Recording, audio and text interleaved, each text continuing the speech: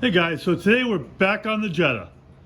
Last video on this, we put the front together and put all the windows in, got the doors all working. What I want to do today is I cleaned the seat floor out. So now I can put the seat in. I want to put the corner pieces in and button up the back portion of the interior. And then we're gonna start looking at what we need to do in here to get this pedal to work. And then we'll think about the dash, where we're gonna wire things. I have a new wiring harness for it.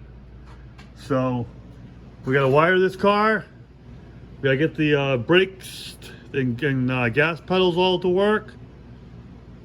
And we'll just get that stuff in there and figure out where it's gotta go from there. Because there's gonna be definitely some modifications to make it all work.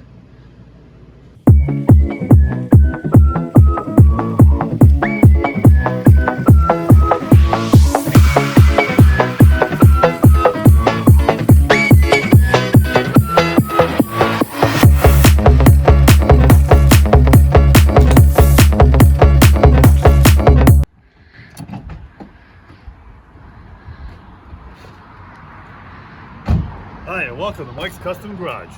First off, we're going to do the interior panels that go in the back sails. And here they are. As you can see, they've changed color a bit. They should look this lighter color, and they've gone kind of a dark brown. Or not dark brown, but you know. I mean, look at that. And that's just from sitting around and getting old. So what we're going to do is I've scuffed these with a red scuff pad. I've got some of this U-pole adhesion promoter. We're going to spray this. Now it's 10 minutes between coats, 2 coats, then wait 20 minutes. And then went to my local Home Depot and I got this color. Now this here is actually, let me flip one of these over. It's not bad. It's not perfect to the plastic, but it's close enough. But if I paint it all, you'll never know the difference. So this is just a Rust-Oleum paint and primer, satin finish. And I say that was the closest that they had to what the interior colors look like that I could find anyway. I mean, I could have probably mixed some car paint and got it right on, but it doesn't need to be. So we're gonna spray 2 coats of the adhesion promoter on this, let it dry its proper amount of time, and then we're going to put a couple coats of that beige color on and get these panels looking good. So let's get to that. According to the directions, shake the can 2 minutes, and we've already done that, and you're applying a medium coat. So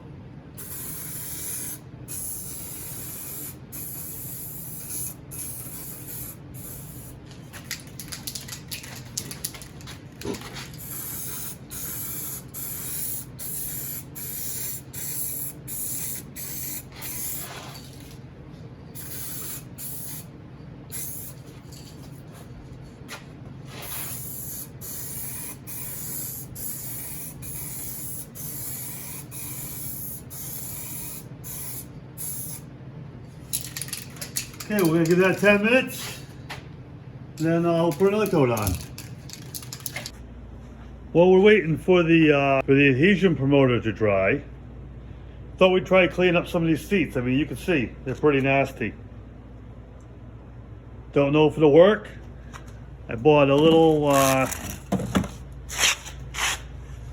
it's a Bissell light green. It's an upholstery cleaner. So I figured I'd try it and see if it works. If it don't work, we hire professionals to do it. So we'll give this thing a shot. We'll set you up and we're gonna try cleaning this. So it can't get any worse anyway.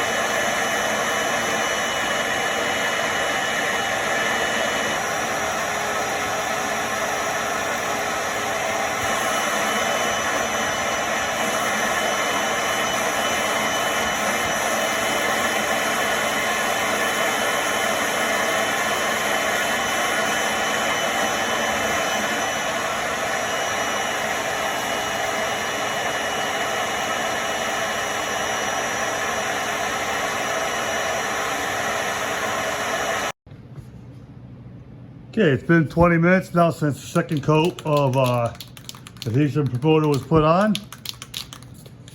And now we're going to spray it with this Rust-Oleum paint. I guess they call it Fossil. And then let's see how closely it looks. Hopefully it's close to what was there. And it's not bad.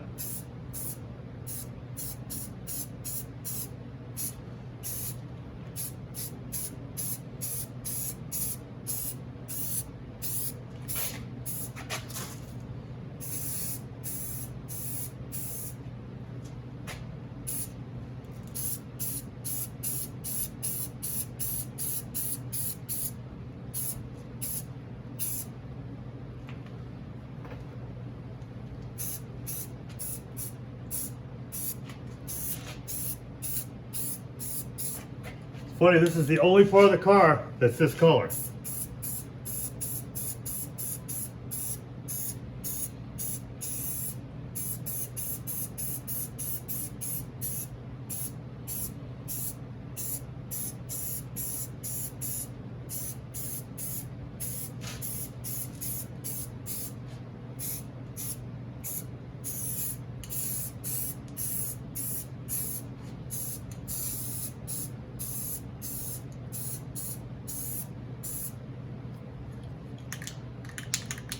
Okay, we'll let this dry and we'll put a second coat on and we should be good to go.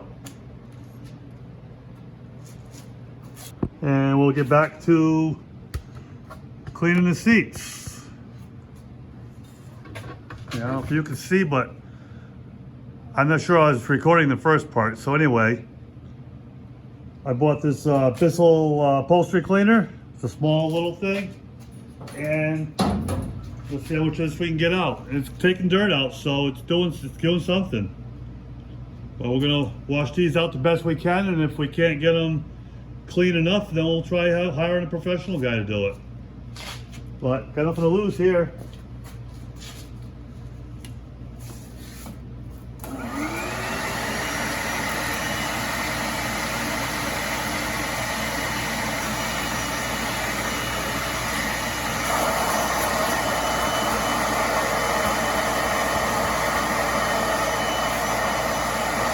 See the dirt coming up through this, so it's definitely pulling it. I don't know if it's got enough strength to pull it all, but we'll try.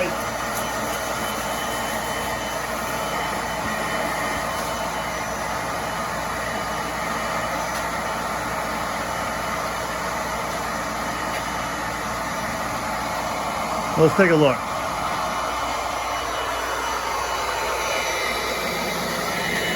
I mean, it's not perfect, but compared to that, it looks pretty good. So we're going to continue. And like I said, when the car is all done, they will hire a professional guy to come in and finish it up. Even the cleanest of stuff is still pretty dirty, but that doesn't look terrible. That's totally disgusting. So yeah, we're going to clean it up. We're going to put another coat of paint on these. And then we'll come right on back. We'll put these in the car.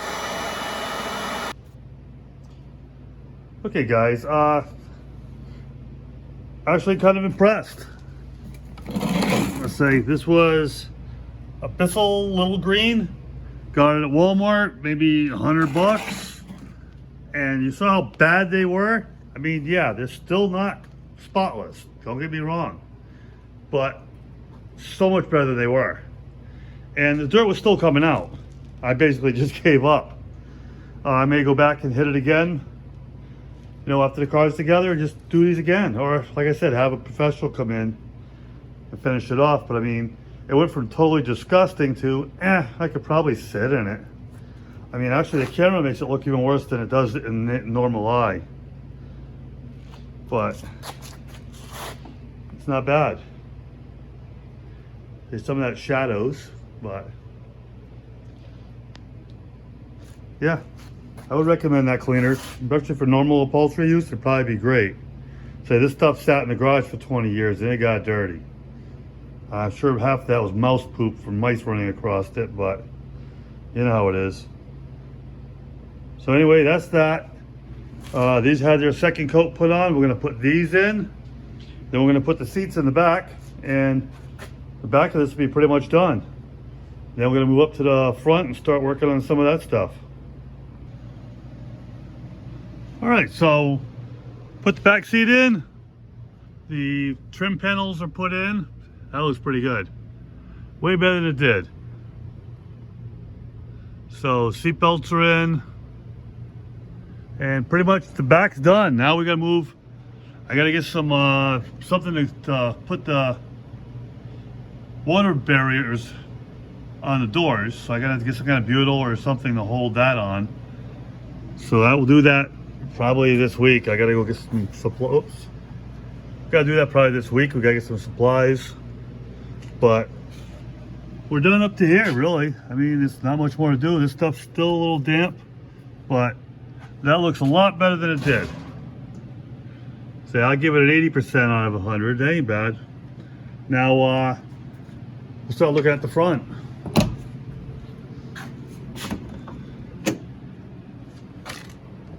I gotta figure out where I'm gonna mount this pedal assembly. We'll come back once we've got an idea, because right now I have no clue where it's gonna end up being. I'll take some measurements, figure it out, figure out where the rod's got to go through here, and which power brake setup we're going to use. I have one from the car, one from the Jeep, and one from the truck. So probably going to use a Jeep one because it's all Jeep suspension. We're going to take it off and fit it up and see how it's going to work. We'll come back once we figure that out. Okay, we decided to put the pedals in next. We gotta have brakes. And this may be a little more than we wanted, but here, let's see if I can get some light in here. All right, ain't too bad.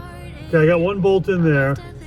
I gotta put some spacers in to put the rest of the bolts in. I can put the 2, maybe the 3 in here along the top, but the lower pieces down here are gonna need spacers to fit.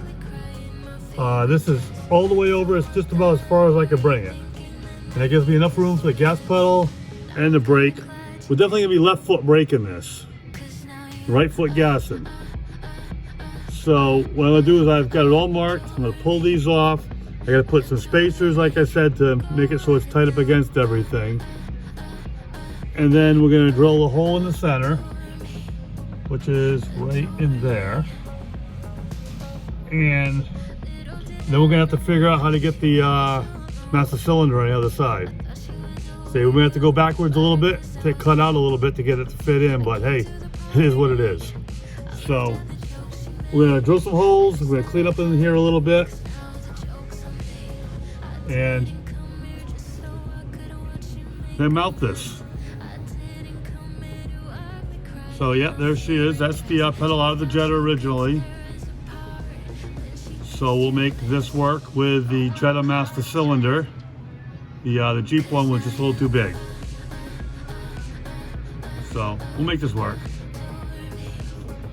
We'll get this out, we'll drill it all out. We're gonna make the shims, and then we'll come on back and show you what we're gonna do next. Okay, I've got the holes for the pedals all in. Now we need to make room for the master cylinder. Here's the master cylinder. The apron is going to be in the way that I've already put in, so we're going to have to go backwards a little bit and fix it. What I can do is I got to make it deep enough to hold this and put it in the pocket in there, and then rebuild that area. Not at the end of the world. It's just a little, I didn't think of it ahead of time, and sometimes you got to step back and fix it. So what I'm going to do is cut the apron out, put all of this back in, and then decide what I'm going to do with it from there. So let's get to that.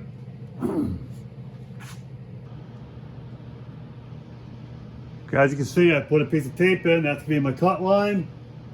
I'm going to cut it across and back that way. Take that out, clean it up, and we'll probably do it is putting a brace from here going down. Not sure where yet. We'll have to figure it out when we get there.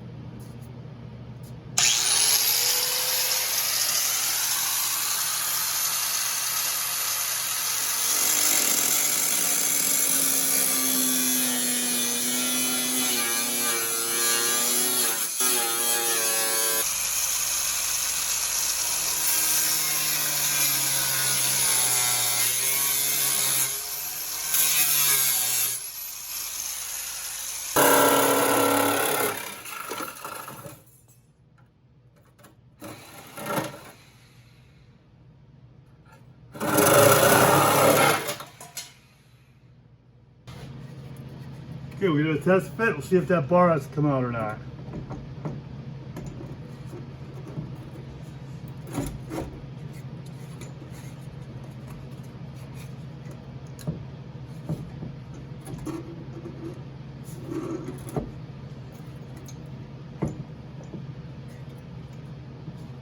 Looks like we're gonna need more of this off because it ain't there yet.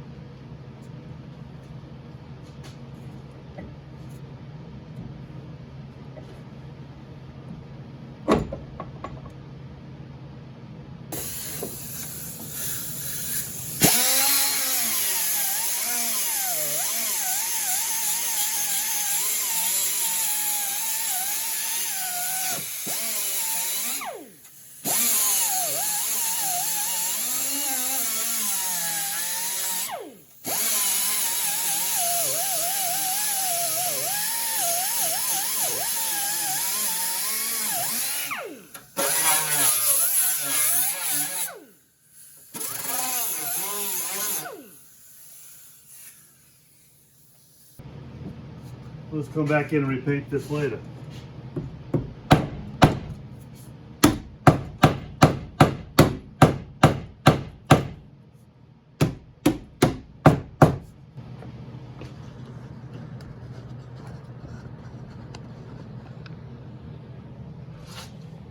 So as you can see, not the end of the world. We'll paint this up and fix this area here. Let's get back here. Okay. Yeah, we'll fix this area up. Get it looking good. These probably won't even work. I'm imagining that these have been apart so long that they're probably junk, but it marks everything up, gets everything where it belongs. It's not hitting anywhere. We'll bring it around the inside. And there you have it. So we got the brake pedal. Like I said, this part has got a spring, so this all does what it needs to. The brake pedal here thing is there, so when you release it, the brake lights come on. So that's all there, and it's bolted in place and it's solid. So what we'll need to do is get something for the throttle linkage. We'll have to put another hole up there for that to come through. Again, not a big deal, but at least this is in place. Like I said, this is going to be left foot braking. You're not going to be able to do it with the right foot and do both. So you're going to have one foot for the gas and one for the brake.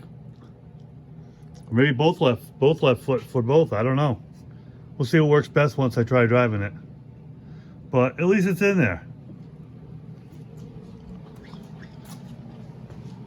Now that that's in place, I got other things to put in. So I can fit the battery tray in place and make sure it's not going to be in the way. Forward probably works better. Give me a little room in here. I probably could put anything else that the brakes might need there. So I imagine I'm going to need some kind of a balancer to balance the front to the back. So at least that's in. So we're gonna move on and put the battery box in. I'm gonna put the air horns in on that side, get those mounted in place where I want them. Figure out where I'm gonna put the tank for the air horns. So step by step, we'll get this thing done.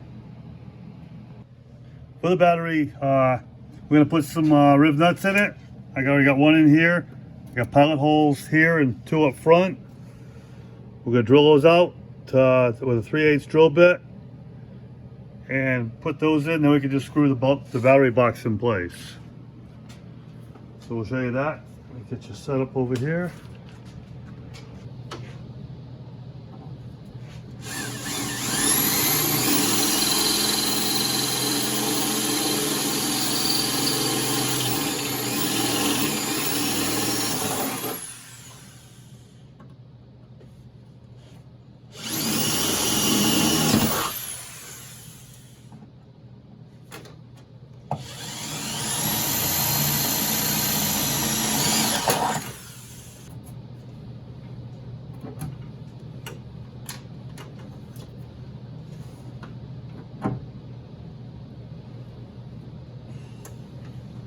pull it, open it, screw it a little further.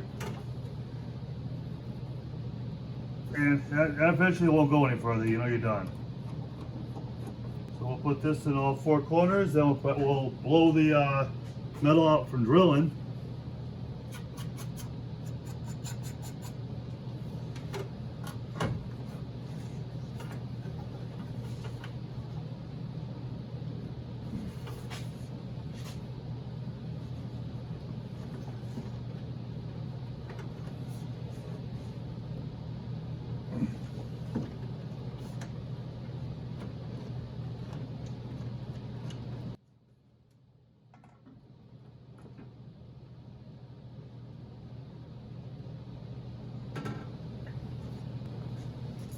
These things are quarter 20s. They got quarter 20 nuts and bolts, or bolts and washers.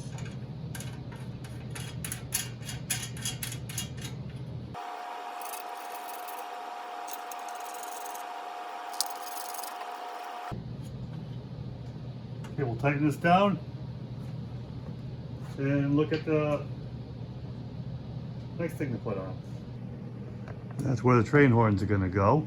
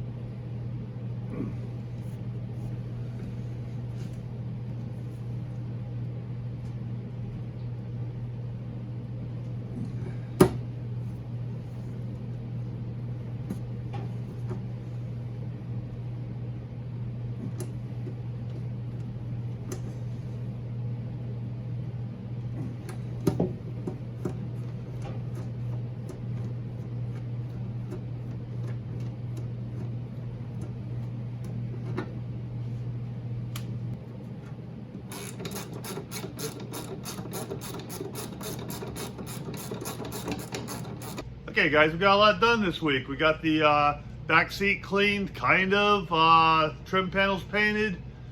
We have the master cylinder and brake pedals installed. Let's say we're probably going to end up buying a new one, but we'll see how it all works. I got to do a little research as far as whether we need that proportioning valve or whether it's built into the master cylinder. I'm not really sure, but we're going to check that out. And we got the train horn in. Now I'm going to get all the rest of the hardware together so we can hook the train horns up. And that's going to be it for this video. Thanks again for watching. Hit that like, subscribe, notifications, leave a comment, share with your friends. And we'll keep going. Next week we're going to try the wiring harness. Now I've never put one of these aftermarket harnesses in a car, so not sure. Hopefully it looks as easy as it does on the internet. I mean, I've watched other guys do it. Don't look that bad, but who knows? But we're going to tackle that. We're going to put the battery in and hopefully hook things up and start making things work. Say once we can get some of this put together, we can pull the body back off, get the motor running, and hopefully drive this thing this summer. So really looking forward to it.